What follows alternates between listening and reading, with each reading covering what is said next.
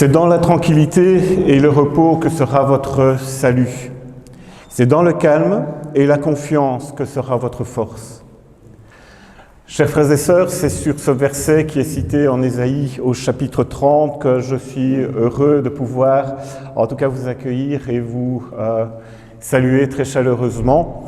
Et vous êtes bien évidemment tous les bienvenus, que vous soyez au loin, c'est-à-dire que vous nous suiviez sur les écrans, les tablettes, les smartphones, etc., ou que vous soyez présents ici dans cette église de Anse-à-l'Heure-Juprel. Et aujourd'hui, comme vous le savez, nous célébrons notre culte de rentrée. Et je crois que ce culte de rentrée a déjà bien commencé avec le petit moment convivial qui a eu lieu et d'échange qui a eu lieu pendant ce petit déjeuner qui vient juste d'avoir lieu. Alors parler de rentrée, c'est aussi parler des fêtes qui ont eu lieu, et j'espère que vous en avez passé en tout cas de très bonnes. Et puis c'est aussi parler peut-être de vacances qui se terminent, je sais que la rentrée scolaire redémarre, donc voilà, c'est parler de choses très intéressantes, mais je crois que pour chacun d'entre nous, ces derniers moments de l'année sont toujours l'occasion de déposer un petit peu les fardeaux que nous avons accumulés au cours de l'année 2021, mais aussi, j'espère pour vous, d'avoir pu rendre grâce pour tout ce qui fut lumineux au cours de l'année, parce qu'il y a toujours des choses lumineuses qui nous arrivent. Et j'espère qu'au-delà des fêtes et de l'excitation générale, que vous avez eu aussi l'occasion de vous ressourcer pour redémarrer la nouvelle année, et cette nouvelle année cultuelle. Et ceci pour nous permettre de rentrer toujours en relation plus profonde et plus intime avec notre Seigneur.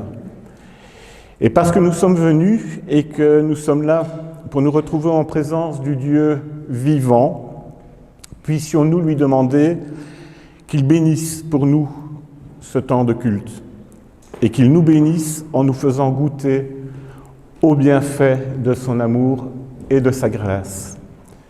Et je vous propose de louer notre Seigneur en prenant un petit temps de prière, juste maintenant, si vous voulez bien.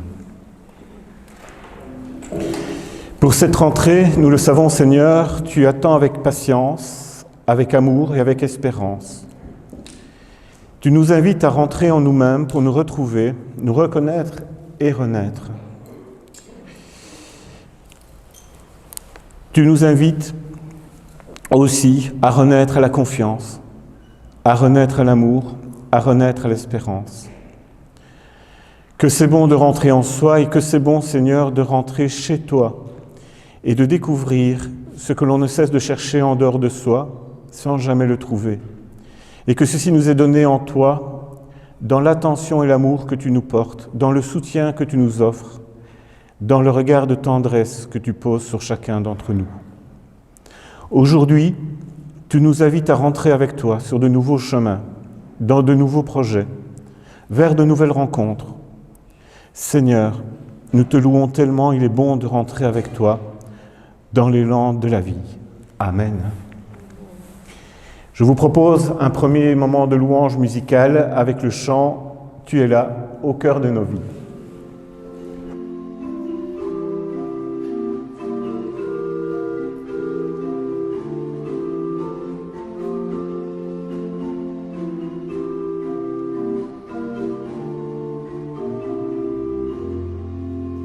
Tu es là au cœur de nos vies.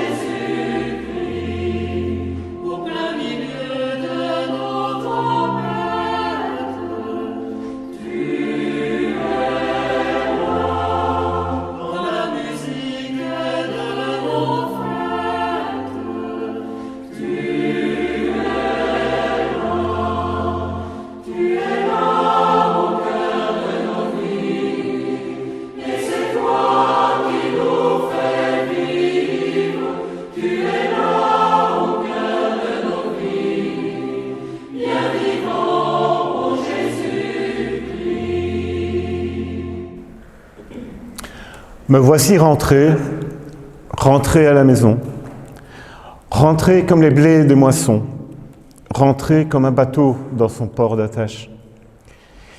Et cette rentrée soudain sonne en moi comme plusieurs interrogations.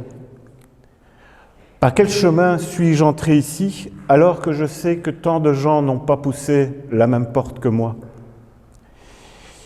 Et puis, il y a aussi tous ceux qui ne sont jamais partis, mais aussi tous ceux qui ne rentreront plus jamais. En poussant la porte de cette église, je suis rentré comme les blés et les moissons dans un grenier. Mais suis-je seulement un épi de blé arrivé à la fin de sa croissance? Ou alors suis-je plutôt aussi une petite semence qui attend avec joie et espérance de revenir à la vie? Car je sais que les blés, justement, sont aussi faits pour être ensemencés. Je suis rentré, oui, mais est-ce que je suis rentré dans un moule, dans un carcan, ou alors dans une espérance? Tout compte fait, suis-je rentré dans ma coquille, mes habitudes, mes prisons? Ou alors suis-je rentré aujourd'hui dans l'appel, le départ et peut-être même le projet?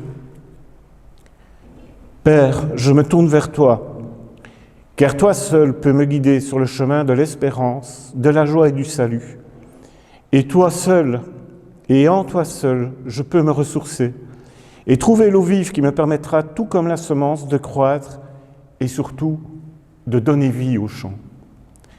C'est cette rentrée, celle qui me mène à toi, à ta lumière et à la vie que je veux célébrer aujourd'hui en ce culte. Amen. Et je vous propose de vous joindre à moi pour un moment de prière.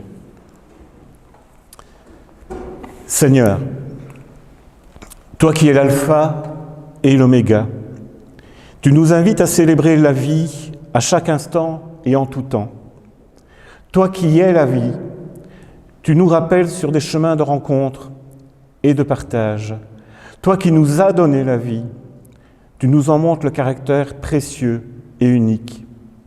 Nous ne savons pas de quoi cette nouvelle année sera faite, mais nous croyons qu'en toutes circonstances, tu veilles sur nous, tu nous accompagnes et tu nous indiques un chemin. C'est pourquoi nous sommes venus et nous nous tournons vers toi pour te prier. Seigneur, prends soin de nous, conduis-nous, bénis-nous. Nous te le demandons non pas parce que tu aurais besoin de nos prières, mais parce que nous avons besoin de nous laisser redire que tu es vraiment là, au cœur de nos vies, et que c'est toi qui nous fais vivre. Amen. Je vous propose de continuer notre célébration par un chant qui résonne toujours en nous, je crois avec autant d'émotion, et qui est « Jésus est au milieu de nous ».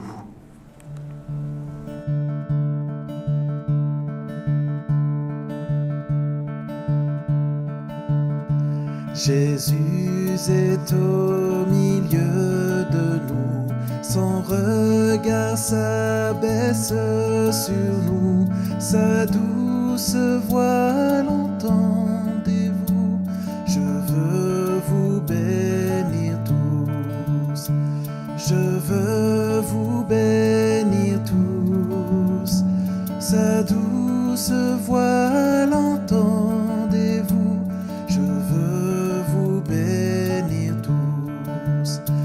Jésus est au milieu de nous, son regard s'abaisse sur nous, sa douce voix l'entendez-vous, je veux vous sauver tous, je veux vous sauver tous, sa douce voix l'entendez-vous, je veux vous sauver tous.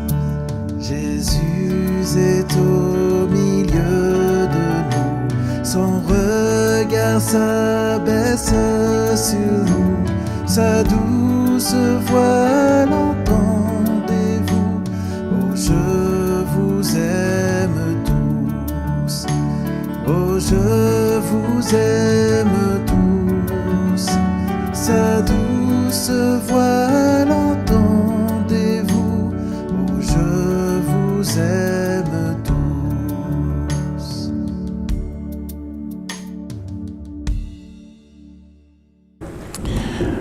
Car moi, le Seigneur ton Dieu, je serai avec toi partout où tu iras. À Josué, qui se trouve dans l'entrée de la terre promise et qui est au seuil d'une fonction et d'une mission de la plus haute importance, Dieu adresse ses paroles d'encouragement et ses conseils que nous pouvons, nous aussi, aujourd'hui reprendre à notre compte. Il nous dit « Jamais je ne t'abandonnerai, jamais je ne te laisserai sans secours. Sois courageux et fort, il te suffira d'être courageux et fort, et d'observer entièrement la loi que mon serviteur Moïse t'a transmise.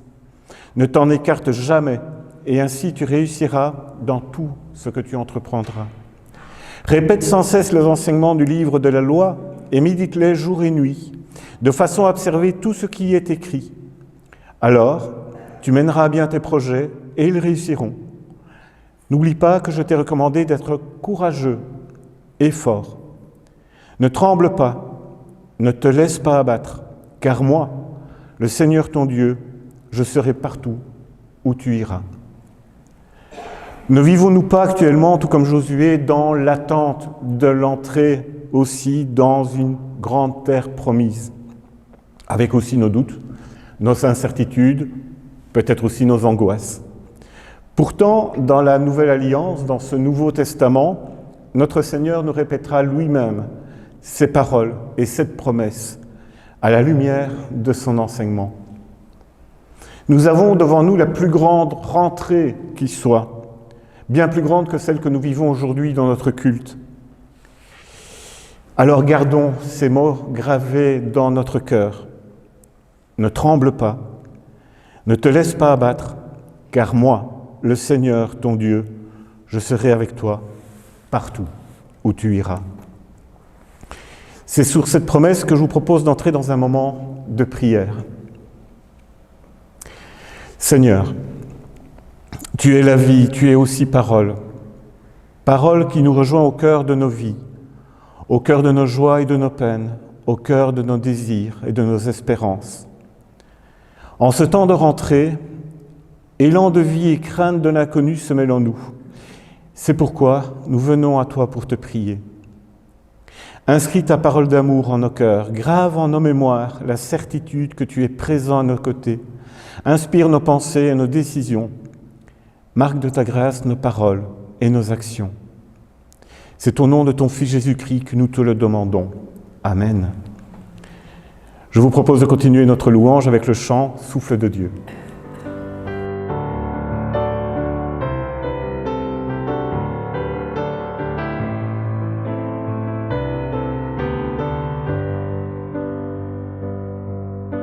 Souffle,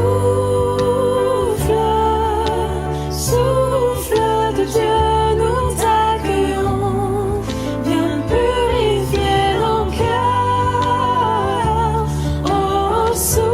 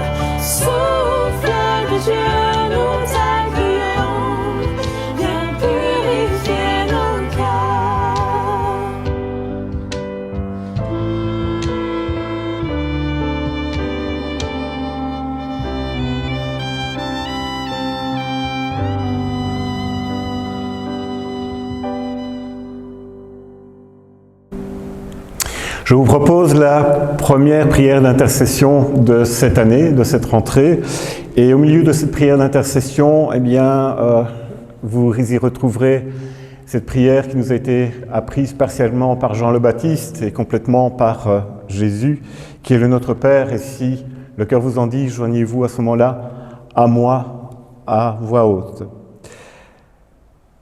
Seigneur, merci pour ta parole, qui est une invitation à la confiance et à la vie, à la tendresse et à l'espérance. Apprends-nous toujours davantage à vivre de cette confiance, et dans la confiance, apprends-nous les paroles de tendresse et les gestes de l'amour. Apprends-nous à être vrais dans tout ce que nous disons et faisons. Apprends-nous à annoncer cette parole qui fait vivre. Nous te le demandons pour nous-mêmes, mais aussi pour tous les humains sur cette terre. Et ensemble, nous te disons, Notre Père, qui es aux cieux, que ton nom soit sanctifié, que ton règne vienne, que ta volonté soit faite sur la terre comme au ciel. Donne-nous aujourd'hui notre pain de ce jour. Pardonne-nous nos offenses, comme nous pardonnons aussi à ceux qui nous ont offensés. Ne nous laisse pas entrer en tentation, mais délivre-nous du mal, car c'est à toi qu'appartiennent le règne, la puissance et la gloire pour les siècles des siècles. Amen. Et je vous propose un dernier chant de louange avant de céder la parole à Gabriel pour sa prédication du jour, avec un chant aussi, je crois, très bien connu, comme un souffle fragile. J'ai entendu.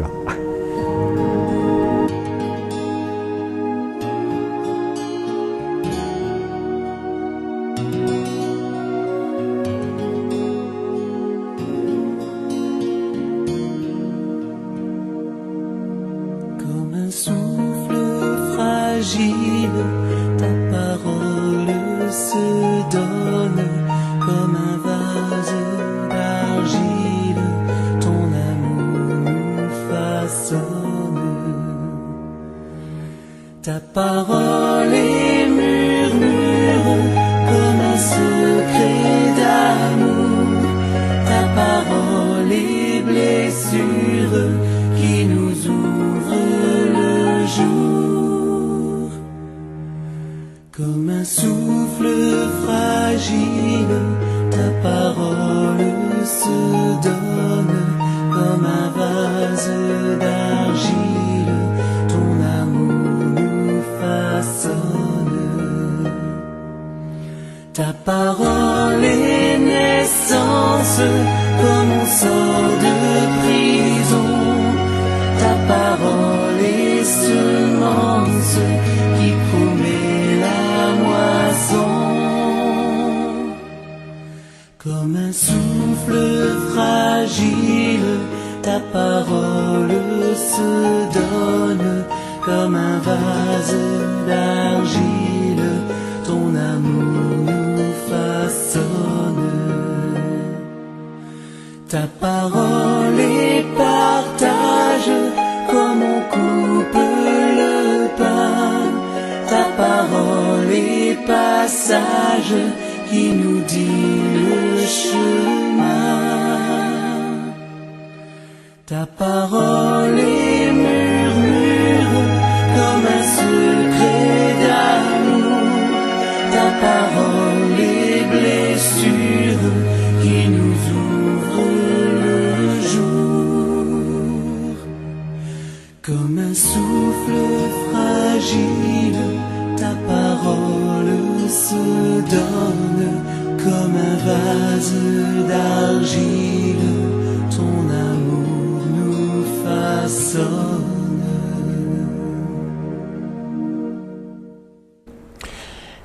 En préparation à la prédication qui nous sera apportée ce jour par Gabriel, je vous propose la lecture des textes bibliques qui vont servir de base à sa méditation.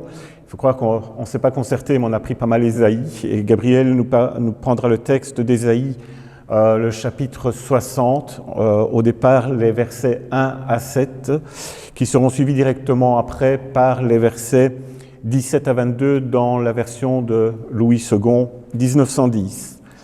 Alors la lecture est assez longue, mais je vais me lancer, je vais prendre ma respiration et m'y lancer. Ésaïe 60, versets 1 à 7. Lève-toi, brille, car la lumière arrive et la gloire de l'Éternel se lève sur toi. Certes, les ténèbres recouvrent la terre et l'obscurité profonde enveloppe les peuples.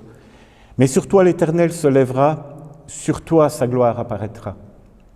Des nations marcheront à ta lumière et des rois à la clarté de ton aurore. Lève tes yeux et regarde autour de toi. Ils se rassemblent tous, ils viennent vers toi. Tes fils arrivent de loin et tes filles sont portées dans les bras. En le voyant, tu rayonneras de joie, ton cœur bondira et se dilatera, car les richesses de la mer se tourneront vers toi.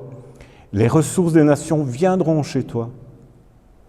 Tu seras couvert d'une foule de chameaux, de tout jeunes dromadaires venus de Madian et d'Épha. Ils viendront tous de Séba, porteurs d'or et d'encens, et annonceront les louanges de l'Éternel. Les troupeaux de Kédar seront tous réunis chez toi, les béliers de Nébajot serviront à ton culte. Ils seront offerts en holocauste sur mon autel, et je les accepterai, et j'illumainerai le temple de ma splendeur. Au lieu du bronze, je ferai venir de l'or. Au lieu du fer, je ferai venir de l'argent. Au lieu du bois, du bronze. Et au lieu des pierres, du fer. Je désignerai la paix pour te surveiller et la justice pour dominer sur toi. Il ne sera plus jamais question de violence dans ton pays, ni de destruction et de malheur sur ton territoire. Tu appelleras tes murailles « salut » et tes portes « louange ». Ce ne sera plus le soleil qui te servira de lumière pendant le jour, ni la lune qui t'éclairera de sa lueur pendant la nuit. Mais c'est l'Éternel qui sera lumière éternelle, c'est ton Dieu qui fera ta splendeur. Ton soleil ne se couchera plus et la lune ne s'obscurcira plus, car l'Éternel sera ta lumière pour toujours et ta période de deuil sera terminée. Ton peuple ne sera plus composé que de justes. Ils hériteront pour toujours de la terre. Eux, le rejeton planté par moi, le produit de mes mains, destiné à manifester ma splendeur. Le plus petit se transformera en millier, et le plus insignifiant en nation puissante. C'est moi l'Éternel qui ferai survenir cela très vite, au moment voulu. Je vous propose de méditer sur l'Écriture pendant un moment de louange purement musical au piano qui s'appelle « La rivière coule en nous » de Yehum.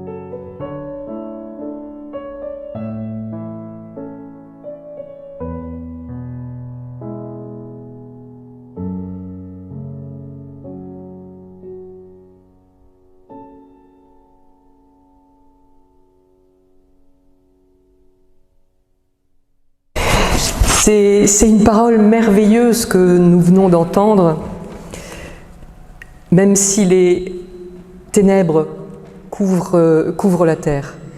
La lumière du monde se lève et tout va changer. Mais avant de se lancer dans la lecture d'un texte, on a souvent ce réflexe. On regarde la couverture pour avoir une introduction ou une invitation, quelque chose qui met l'histoire à lire dans un certain contexte. Ça se passe où? Et quand? Qui vont être les personnages principaux de l'histoire? Alors ici, nous lisons un des derniers chapitres du livre du prophète Ésaïe. Et pour présenter Ésaïe en quelques mots, il suffit de regarder ce que signifie son nom en hébreu. Ésaïe, Isaïe, c'est Yeshayahu, cela veut dire Dieu sauve. Et Ésaïe, il raconte, selon les biblistes, l'époque où le peuple des Juifs déportés revient de son exil à Babylone au VIe siècle, vers 538 avant Jésus-Christ. Il y avait eu la guerre, ça avait duré. Et puis comme c'était la coutume, les vainqueurs, ici les Babyloniens, avaient ramené les vaincus dans le pays du vainqueur. Et on choisissait parmi les vaincus les gens lettrés, les commerçants, les artisans, des métiers qui seraient utiles à Babylone. La guerre, ensuite, elle a continué jusqu'à l'anéantissement de Jérusalem vers 586. Jérusalem a été assiégée par les forces de Babylone, elle a été ravagée et le peuple a laissé derrière lui le temple détruit, le lieu de la rencontre avec le Seigneur. Et l'ultime illumination, les trésors du temple avaient été emportés par les vainqueurs.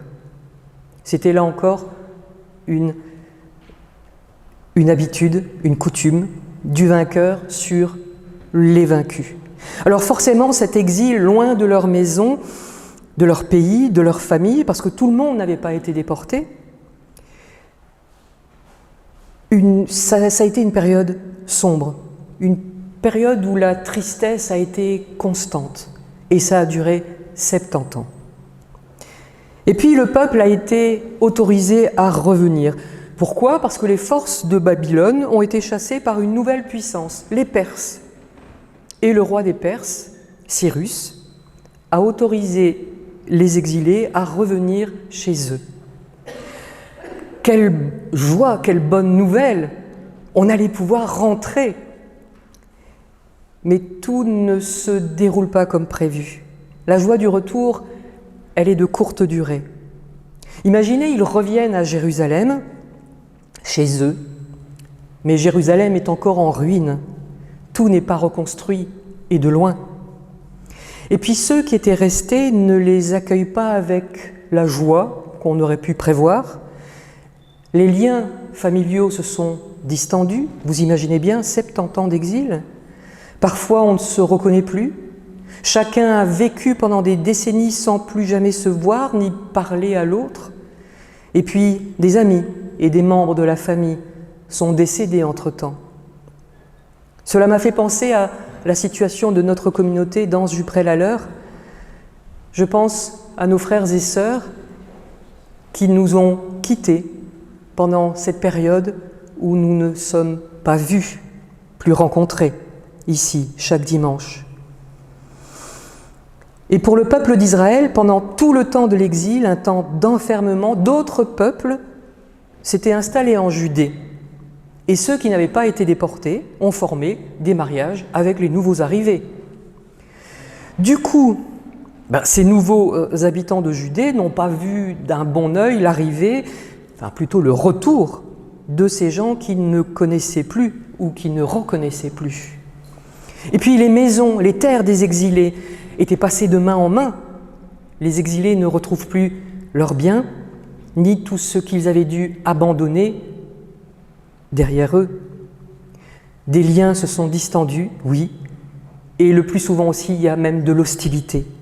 Ces exilés qui reviennent, ils sont de trop.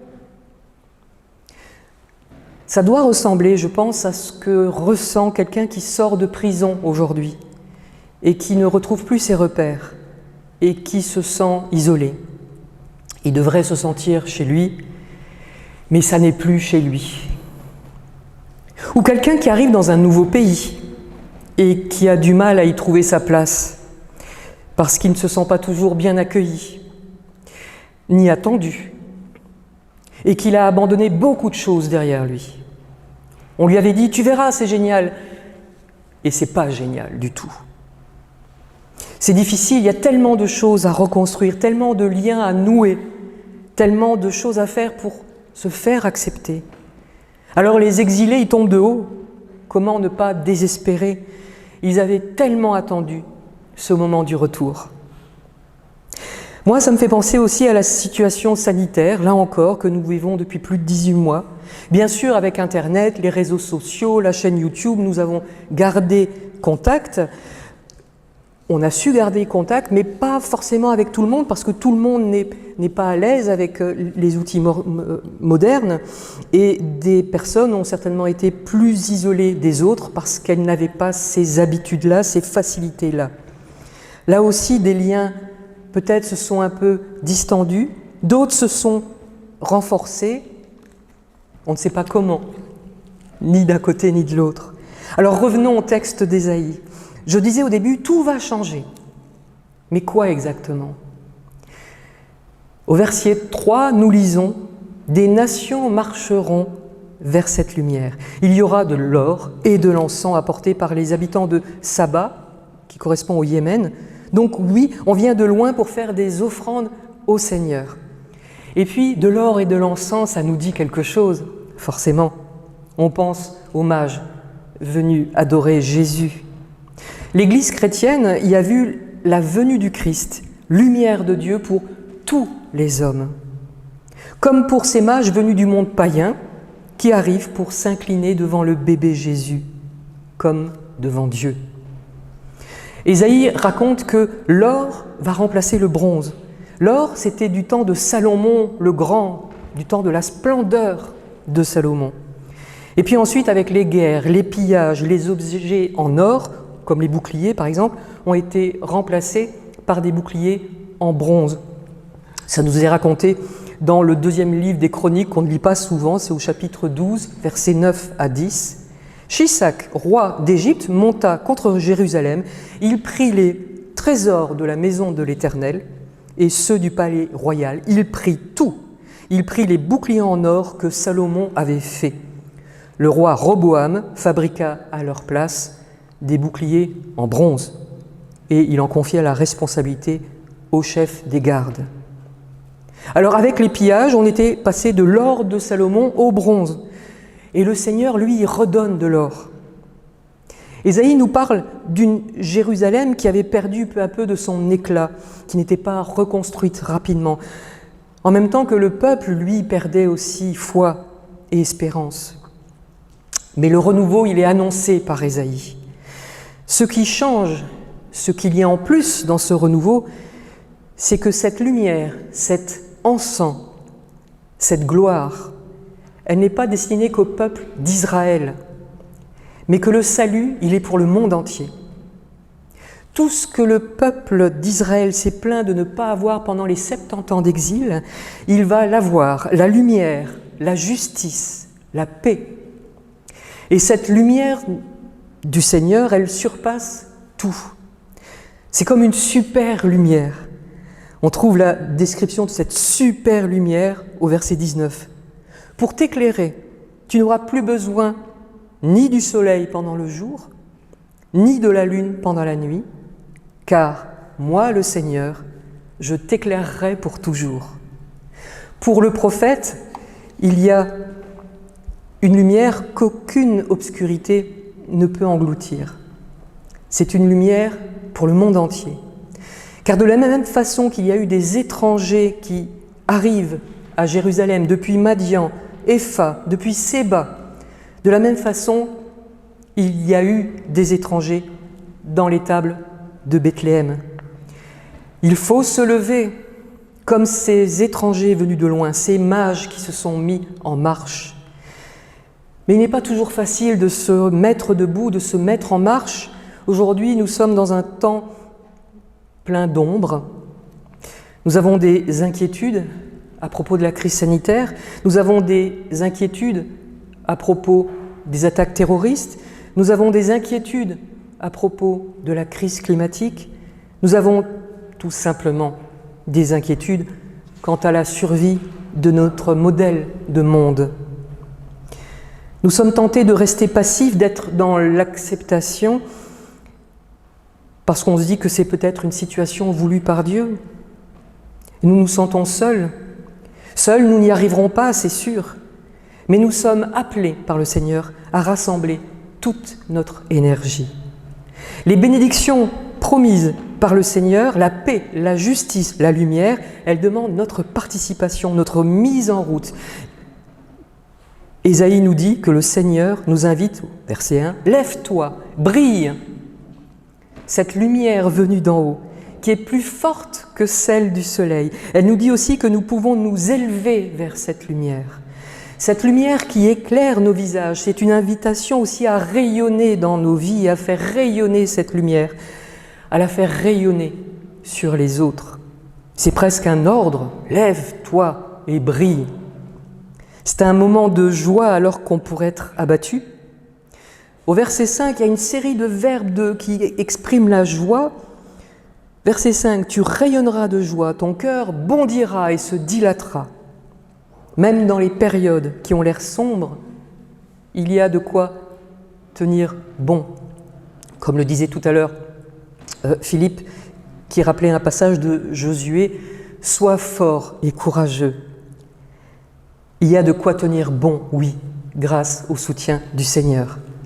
C'est une invitation, un espoir, on peut avoir confiance en l'avenir.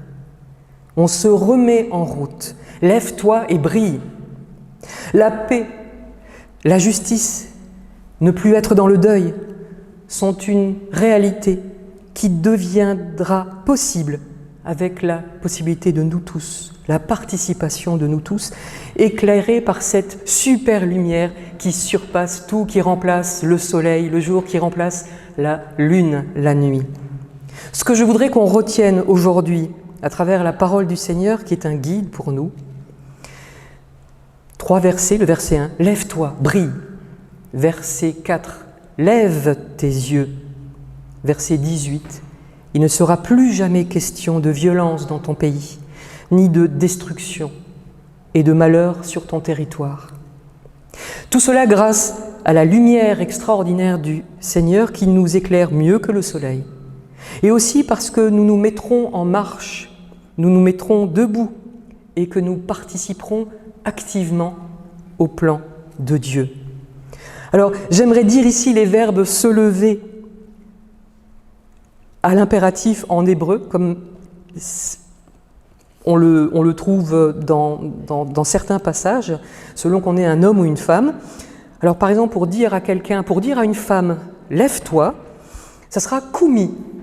Et ça doit vous dire quelque chose, puisqu'on retrouve cet ordre dans Marc, chapitre 5, verset 41, quand Jésus s'adresse donc à la fille de Jaïrus, qui était venue l'appeler au secours en disant « Ma fille meurt, ma fille se meurt ». Et il va voir la petite fille de 12 ans, et il lui dit « Talita ». Talita, ça veut dire jeune fille. « Talita koumi ». Là, c'est pas de l'hébreu, c'est de l'araméen, mais bon, il y a de grandes parties qui se rejoignent. Donc à une femme, on dirait « koumi », lève-toi. À un homme, on dira « koum », lève-toi.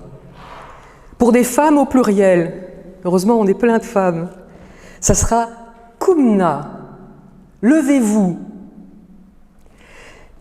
Et pour des hommes, pour un groupe d'hommes, on dira « koumou ».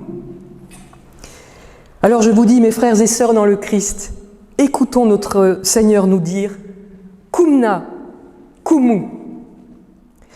Dans notre marche, quand nous nous levons, quand nous nous relèverons, le Seigneur sera notre guide, où que nous soyons.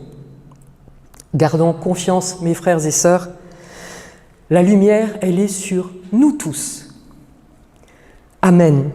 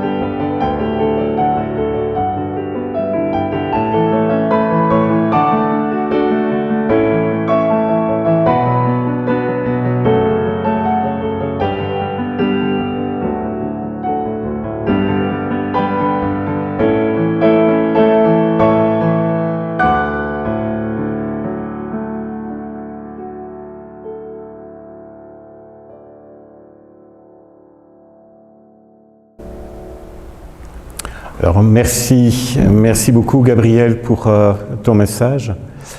Petit coup d'œil vers Philippe pour voir si c'est OK pour lui. OK. Je vous propose de passer maintenant au moment de notre offrande. Et comme vous le savez, on dit toujours que notre offrande, c'est aussi un autre chemin qui nous permet de remercier notre Seigneur, tout évidemment, en permettant de communier avec nos frères et sœurs et de soutenir la vie de la communauté.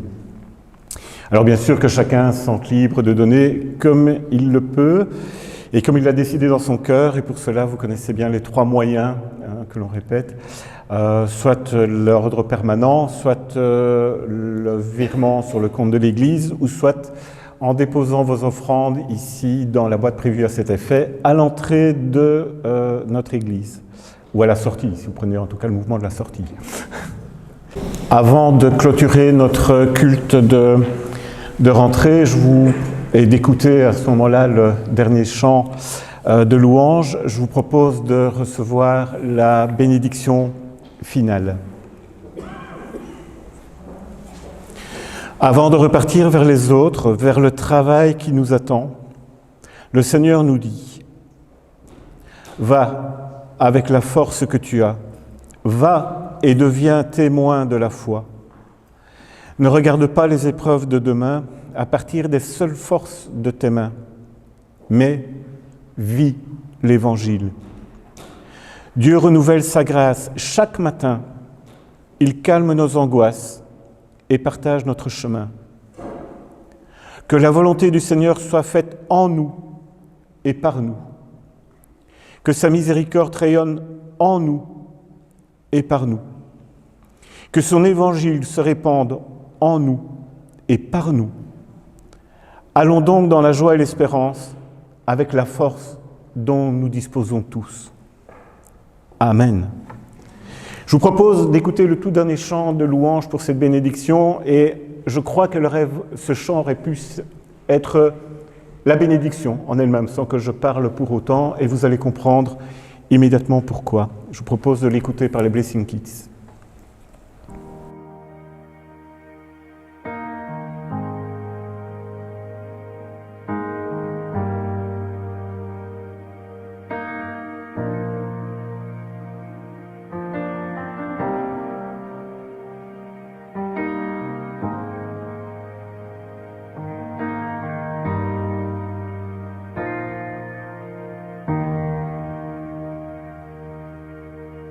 Dieu te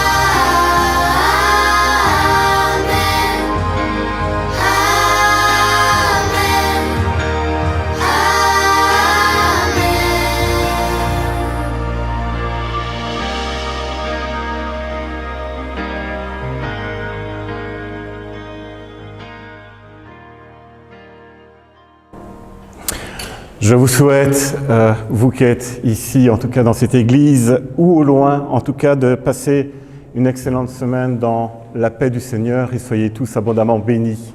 Merci beaucoup et à très bientôt.